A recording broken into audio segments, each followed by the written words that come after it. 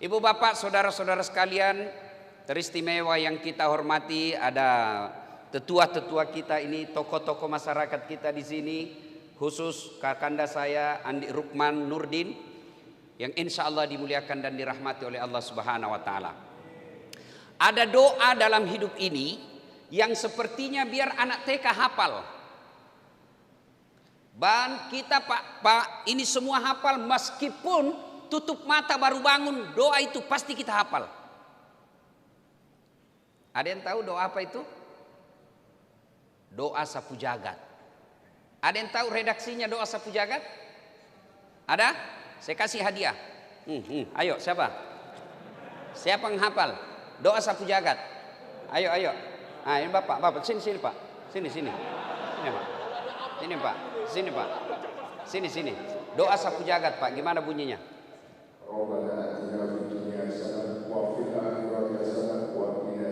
Artinya?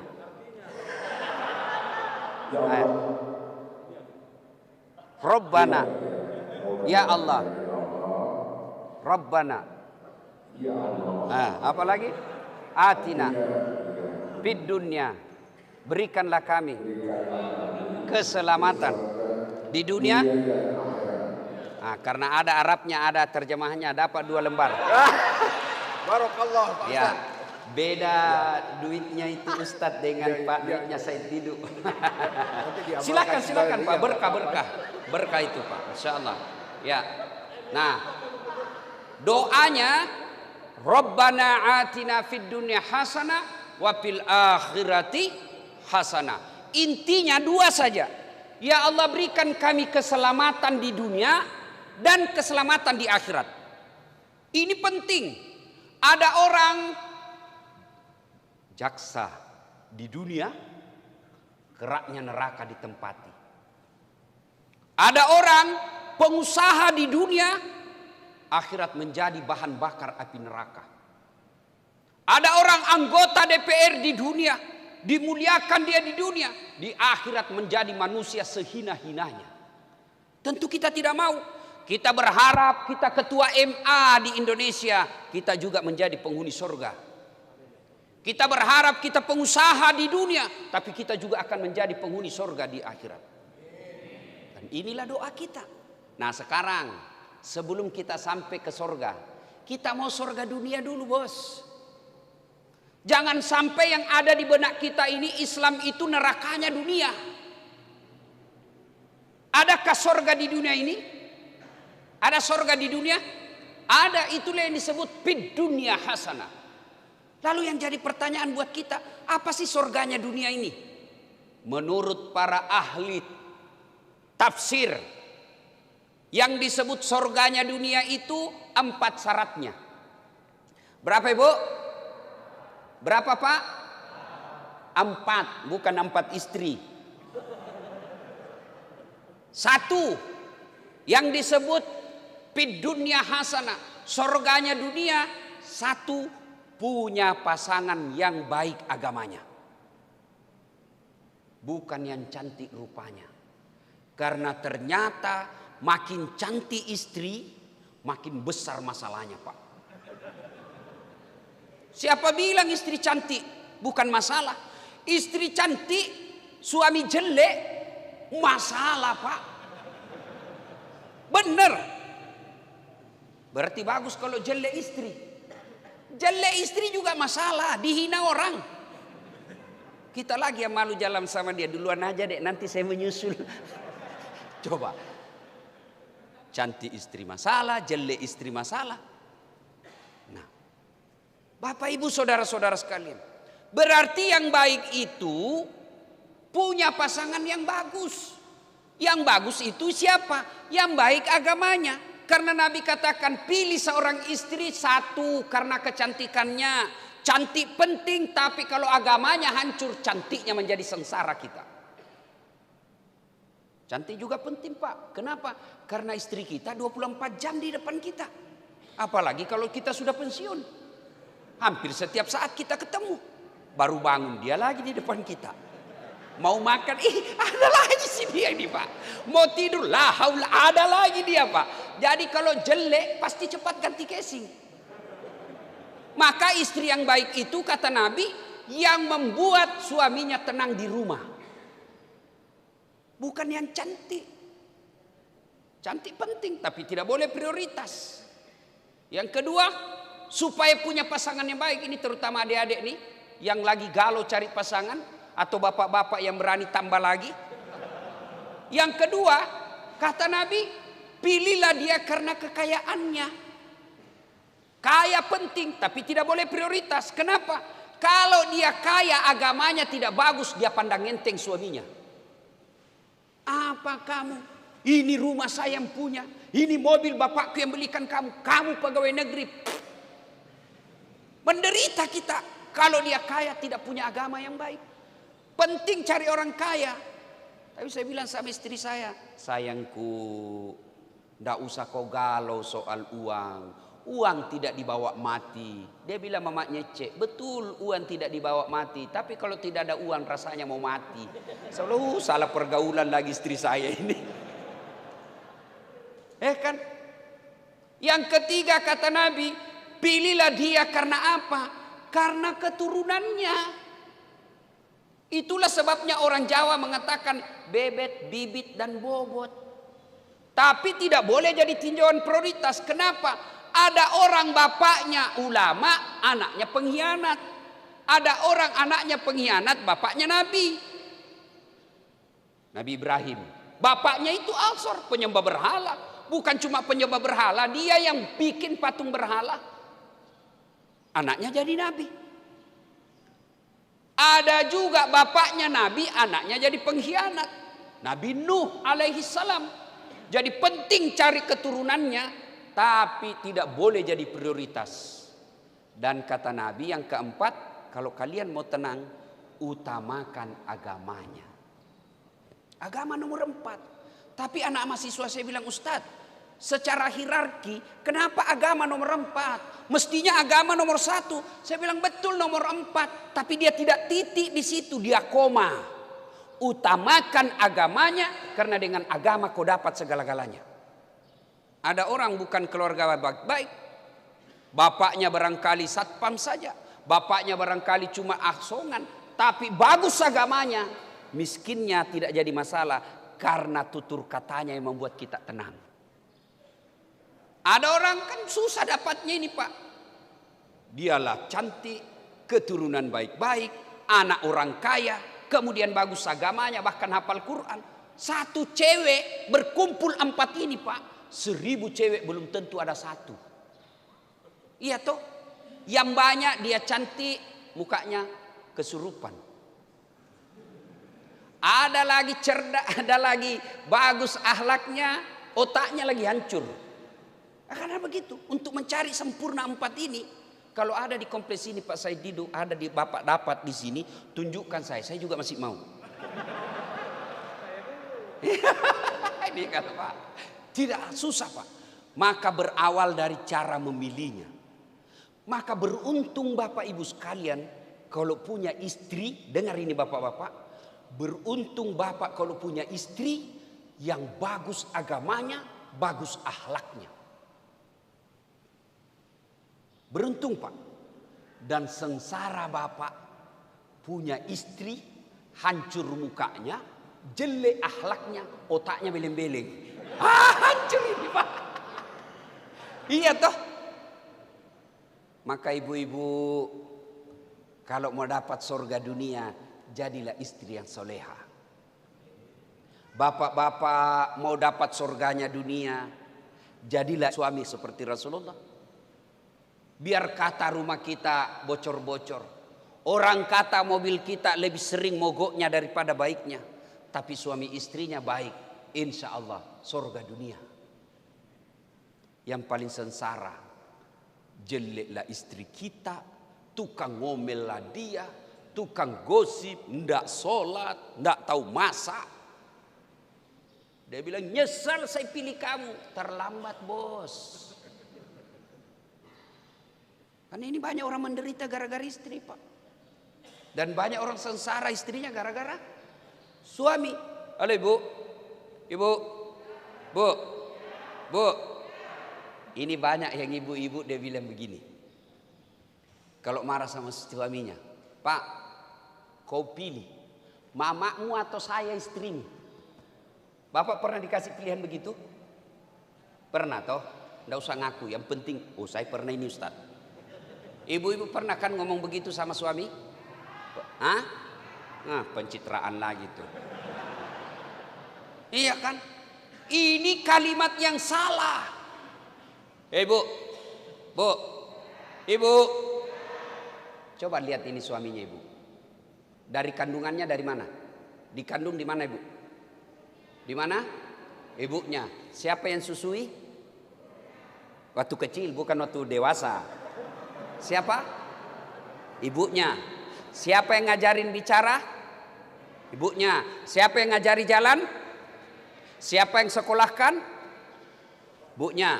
Nah sekarang siapa yang terima gajinya? Woi, jawab ini Bu. Siapa? Ini kamu. Ayo. Siapa yang nikmati rumahnya yang mewah? Istrinya. Maka demi Allah, ketika istri durhaka sama suaminya, demi Allah Nabi jelaskan, jangankan kau masuk surga, baunya surga diharamkan bagimu. Gimana ceritanya dia mau bandingkan dengan ibu kita? Kita dari rahim ibu, disusui ibu kita. Masih ingat waktu ibu menyusui? Masih? Masih ingat ibu? Apalagi ketika usianya 7 bulan. Nak, kok gigi saya nak? Coba. Diajarinya ibu kita bertutur kata yang baik. Diajarinya kita jalan. Diajarinya kita hak batil. Lalu setelah kita dewasa, mapan punya gaji, siapa yang kita bikinkan rumah? Istri. Saya tidak yakin rumahnya yang diberikan Pak Hatta Ali kepada ibu bapaknya lebih hebat daripada rumah beliau. Tidak mungkin. Saya jarang sekali melihat anak rumah orang tuanya lebih cantik daripada rumahnya sendiri. Padahal ibunya yang besarkan dia. Siapa yang nikmati gajinya? Istrinya. Maka jangan pernah berkata kau pilih ibumu atau saya istrimu. Dongo itu. Dia ketawa, saya serius. Paham? Paham ibu? Makanya jangan pernah mengkhianati suami. Maka alangkah bahagianya kita seorang suami. Begitu pulang kita kerja disambut oleh istri. Assalamualaikum kakandaku Arjunaku. Disambutlah suaminya. Waalaikumsalam adindaku Sri Kandiku. Dia bilang istrinya, Masya Allah suamiku gagah betul hari ini. Dia bilang suaminya, berarti saya jelek kemarin.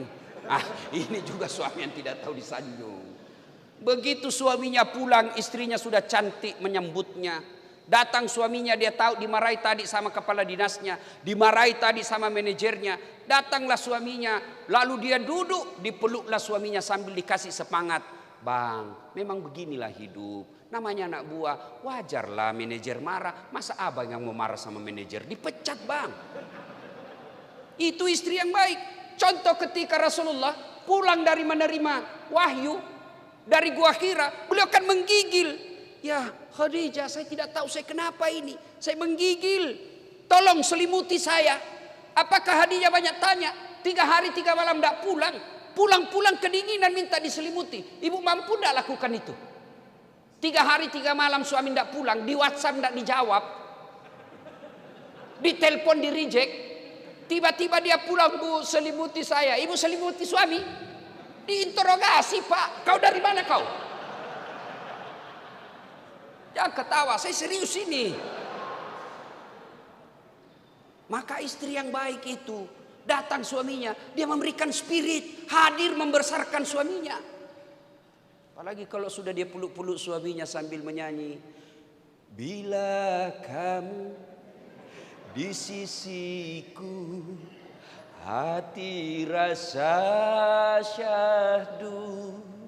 Suaminya masuk ke kamar, makin berantakan kamarnya, marah-marah. Suaminya, memang kamu tidak tahu ngurus ini kamar. Istrinya peluk lagi dari belakang sambil menyanyi, insaflah wahai manusia. Oh senang itu suami. Jangan malah mentah-mentah suaminya sudah mulai sakit-sakit pensiun tua. Dia usap-usap rambutnya sambil menyanyi, bila Israel datang. Masya Allah. Pak, surga dunia kan kalau kita punya istri yang enak dipandang, tutur katanya lembut, dia muliakan suaminya, suaminya stres hadir istrinya. Dan demi Allah, ini rahasia laki-laki, Bu. Oi Bu, Bu, ini rahasia laki-laki. Jangan sampaikan kepada mereka yang tidak hadir ya. Ini kita rahasia bersama. Bapak pasti sepakat, kita laki-laki tidak mungkin mengkhianati istri kalau dia hormat sama suaminya. Oh saya Pak, Bapak kira jadi ustadz gampang? Banyak godaan Pak. Pura-pura curhat janda-janda. Ustadz saya ada masalah Ustadz. Ujung-ujungnya bolehkah ketemu Ustadz? Saya bilang saya carikan Ustadz. Saya mau Ustadz. Saya punya istri. Dia bilang tidak apa-apa. Tidak resmi pun tidak apa-apa Ustadz. Coba. Tapi apa? Semakin baik istri saya bilang. Dalam hati saya. Tidak mungkin. Istri saya hafal Quran. Masih muda. Cantik pula. Sopan pula. Tidak mungkin. Tapi coba kalau suka ngomel. Tidak pernah cantik. Kita pulang daster tinggi sebelah. Kelihatan tali BH, penuh bedak di sini, nonton angka ketek. Bagaimana kita tidak serangan jantung? Nah, coba, begitu juga kita punya suami. Bapak-bapak, masih ingat waktu menikah? Masih ingat waktu menikah? Masih ingat? Masih? Apa yang Bapak ucapkan ketika dinikahkan? Saudara Dasat Latif, saya nikahkan engkau dengan anak gadisku Naura Sidkia Nasrun dengan mahar tunai karena Allah. Bukan tunai karena ketua MA, tunai karena menteri agama. Tidak, tunai karena apa? Karena Allah. Masih ingat istri waktu dinikahi Pak? Bapak-bapak masih ingat? Masih? Ada telinganya? 2. Hidung lubangnya? Lengkap. Coba. Mata lengkap. Original semua Pak. Bapak ready terima jadi. Tidak perlu lagi diajar bicara. Tidak perlu lagi diajar jalan. Bahkan dia sudah sarjana. Cantik pula. Bapak ambil anaknya orang untuk dihalalkan 24 jam. Lalu Bapak sengsarakan. Lalu Bapak hina. Gimana Bapak mau mencari nafkah dengan berkah? Coba lihat itu. Dari siapa mereka istri kita? Dari rahim ibunya. Siapa yang sekolahkan dan didik dia? Ibu bapaknya. Lalu setelah menikah siapa yang diikuti? Siapa yang diikuti? Suaminya. Lalu berkhianat bapak kepada istri. Demi Allah bapak bukan orang baik kata Nabi. Bukanlah bagian dari umatku suami yang tidak tahu memuliakan istrinya. Bapak muliakan istri. Kalau dia ngomel Ustaz, ngomel, itu normal. Kalau ada istri di rumah tidak suka ngomel, abnormal. Ada masalah itu pasti dengan channelnya. Biasalah. Kenapa ibu kita suka ngomel? Bayangkan, gaji 5 juta 1 bulan, 4 anak, cicilan motor, gimana mau cukup? Kalau zaman sekarang, tapi itu hebatnya istri kita. Dia berusaha mencukupi itu untuk 1 bulan 5 juta itu. Coba bapak pegang 5 juta 1 bulan. Mana cukup? Tapi istri mampu. Nah, rasa dongkolnya itu dibawalah ke ngomel. Maka resepnya jangan dibalas. Kalau dia ngomel, rumusnya hadapi dia dengan diam. Semakin bapak balas, semakin hebat dia bicara. Bapak cerita 1, dia sudah sampai 10. Dan itu terus dia ungkap. Itulah itu normal, biasa. Dan cara menghadapi istri begitu, tanamkan kesabaran, hilangkan ego. Kalau bapak muncul ego, saya yang cari nafkah. Dari pagi sampai malam saya carikan kau duit. Saya belikan kau AC, saya belikan kau mobil. Lalu kau maki-maki saya. Setan yang ngomong begitu. Istri ngomel, bapak diam. Biarkan saja dia. Sudah ngomel, selesai sayang. Selesai. Saya sudah boleh tidur? Ketawa sudah itu. Atau bapak-bapak yang besar perutnya, Gampang Pak, yang besar sekali perutnya. Kalau istri marah, buka baju Pak, kasih goyang perut, berhenti dia marah Pak. Coba amalkan Pak. Tapi kalau ego masuk, saya ini yang kaya, saya ini yang bukan kau rumah, itu setan yang bicara. Tapi ngomelnya istri, jadikan amal. Gimana caranya? Diam. Tidak bisa saya diam Ustaz. Ambil pil tidur. Pak 2 biji, tidur Pak. Dan itu juga ibu kalau ngomel, kalau suami tidak ngomong, jangan disuruh ngomong. Karena juga itu kita diam. Kenapa kau diam? Kau balas. Apa penjelasanmu? Diam Pak. Suami yang soleh, istri yang soleha, itulah hebatnya dunia. Tapi kalau istri bermasalah Pak, nerakanya dunia Pak. Satu. Maka adik-adik sekalian, hati-hati memilih jodoh. Pakai 4 ini. Ya. Yang kedua, surganya dunia kata para ahli tafsir yang menafsirkan fid dunya hasanah. Apa itu? Punya anak yang soleh dan soleha. Subhanallah Pak. Bapak yang bawa anaknya hari sholat subuh hari ini. Top Bapak. Hebat. Bagaimana cara punya anak yang soleh dan soleha? 1, menurut Al-Quran. Surah Luqman. Ya bunayya, wahai anakku, la tusyrik billah, jangan kau mensyirikatkan Allah. Berarti yang pertama ajarkan anak kalimat tauhid, la ilaha illallah Muhammadur Rasulullah. Itu dulu. Yang kedua, paling penting jangan kasih makan uang haram. Coba lihat orang tua yang menghalalkan segala cara cari nafkah. Lihat anak-anaknya. Lihat anak-anaknya.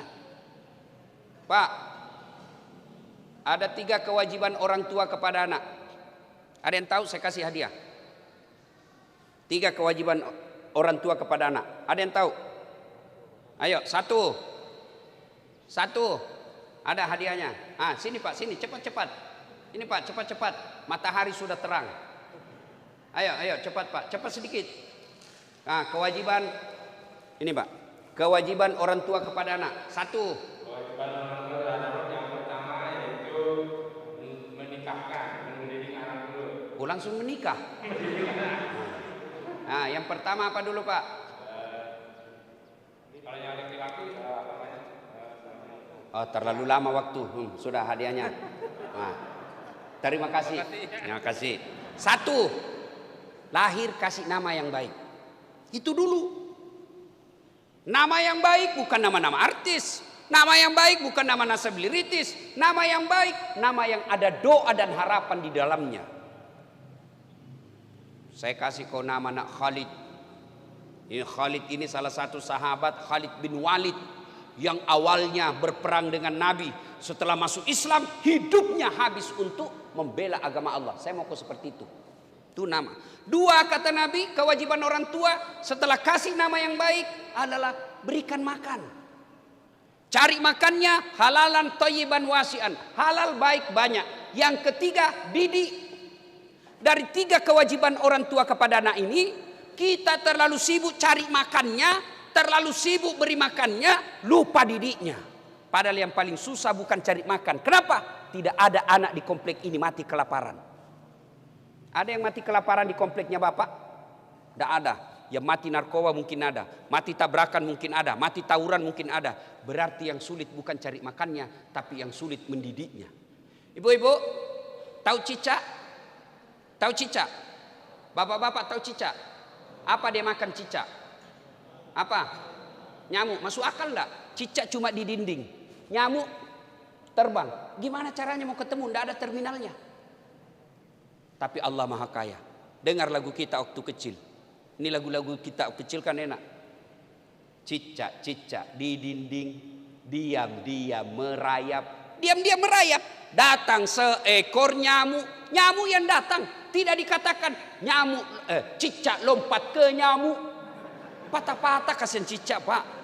Tapi nyamuk yang masuk, Allah perintahkan, nyamuk masuk kau di mulutnya ini. Itu lagu-lagu dulu Pak, memang ada nasihatnya. Kita waktu muda dulu kita lagu-lagu kita kan enak Pak, lagu paling Romai Rama. Mengapa minuman itu haram? Karena merusak kepikiran. Mengapa berzina juga haram? Karena itu cara binatang. Mengapa semua yang asik-asik itu diharamkan? Mengapa semua yang enak-enak juga diharamkan? Jawabannya itulah perangkap setan, umpannya ialah bermacam-macam kesenangan. Kalau lagunya anak-anak sekarang di TikTok apa? Putar ke kiri nona, putarlah ke kanan, apa itu putar kiri kanan ke beleng-beleng. Yang kedua, punya anak yang soleh dan soleha. Yang ketiga, karena waktu terbatas. Yang ketiga, punya harta yang bermanfaat. Bukan harta yang banyak. Alhamdulillah. Satu saudara kita menghadirkan masjid.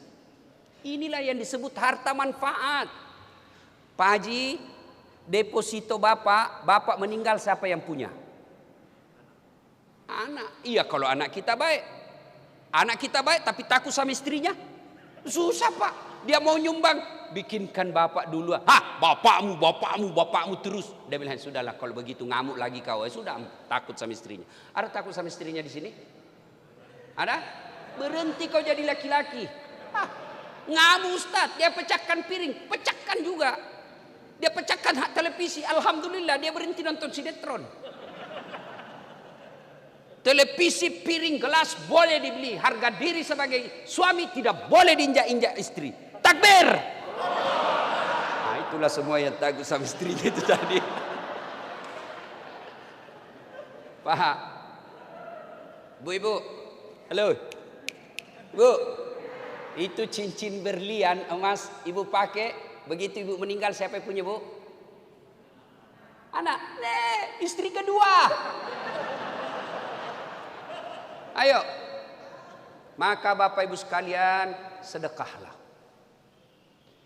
Rumah, ruko, tanah belum tentu kita punya. Yang kita punya kata Nabi hanya 3. 1 yang habis kamu makan. 2 yang hancur kamu pakai. 3 yang telah kau sedekahkan. Maka kalau bapak lihat sepatunya Ustadz sudah mulai hancur-hancur, kasihlah itu Ustadz karena dia akan keliling-keliling Pak. Bapak dapat pahala. Saya bilang sama Pak Andi Rukman, "Woi, jauh-jauh ini sepatuku ini." Kan beliau kasih saya sepatu. Sudah jauh-jauh ini sepatuku, sampai lagi ke Irian, sampai lagi ke Sumatera. Dia bilang sudah mulai jelek itu Ustadz, saya gantikan lagi. Dan diganti lebih bagus lagi. Tinggal saya tunggu dari Pak Said Didu. Yang ketawa saya serius ini Pak. Mbak, saya enggak usah kasih saya jas, enggak saya pakai. Enggak usah saya kasih dasi kupu-kupu, kapan saya pakai. Tapi takmir masjid, pengurus masjid, kasih dia sarung tiap hari dia pakai. Maka sedekahkan. Dan demi Allah tidak ada orang bangkrut kalau dia bangun masjid. Tanya beliau. Ada orang bangkrut di sini gara-gara bangun masjid. Pak Ustadz, itu rumah di sudut yang besar kaya sekali dulu itu Ustadz. Cuma karena dia bangun masjid jadi bangkrut. Ada? Yang bangkrut gara-gara selingkuh. Pelakor. Sekarang lagi musim pelakor Pak. Saya sudah catat di status saya di Facebook, siap dilakor. Nggak ada yang lakor saya Pak. Supaya istri saya percaya bahwa ini betul suami saya ini tidak ada macam-macam. Kalau sembunyi-sembunyi bahaya itu Pak. Saya terang-terangan siap dilakor. Tidak ada yang mau. Dia bilang masuk neraka aja ceritanya Pak Ustadz kalau ini Pak. Ayo Bapak Ibu saudara-saudara sekalian, sedekahlah. Bangun masjid, mari bersedekah. Allah sediakan lahan. Yang punya duit sedekah dengan duitnya. Yang punya kekuasaan sedekah dengan kekuasaannya. Yang punya ilmu sedekah dengan ilmu gambar-gambarnya. Yang punya tenaga sedekah dengan tenaganya.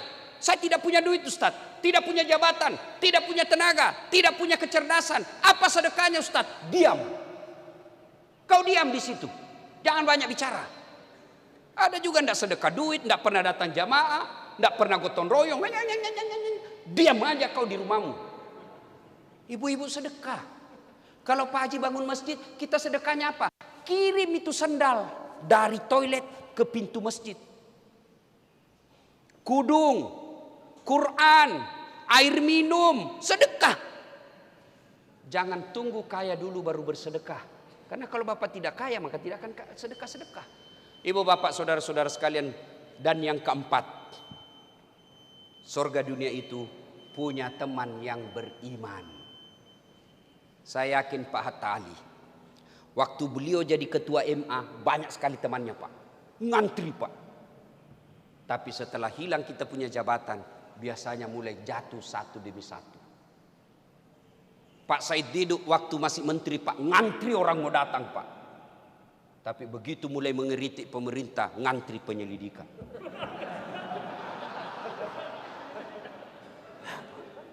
Maka yang baik, teman itu bukan karena kejayaan, bukan karena jabatan, bukan karena kekuasaan, tapi mereka bertemu dan berpisah bersahabat karena Allah. Itu. Dan orang yang bersahabat karena Allah, maka dia nanti menjadi salah satu 7 penghuni yang dilindungi di padang mahsyar. Maka adik-adik sekalian, kalau kalian mau selamat, cari teman yang baik. Dia bilang Umar Ramah, mencari teman memang mudah apabila untuk teman suka. Mencari teman tidak mudah apabila untuk teman duka. Cari teman di meja makan, gampang. Teman dengan penguasa, gampang Pak, banyak itu Pak. Tapi menjadi temannya ulama, oh biasa susah. Dan orang yang bersahabat dengan ulama Pak, insya Allah hidupnya akan baik.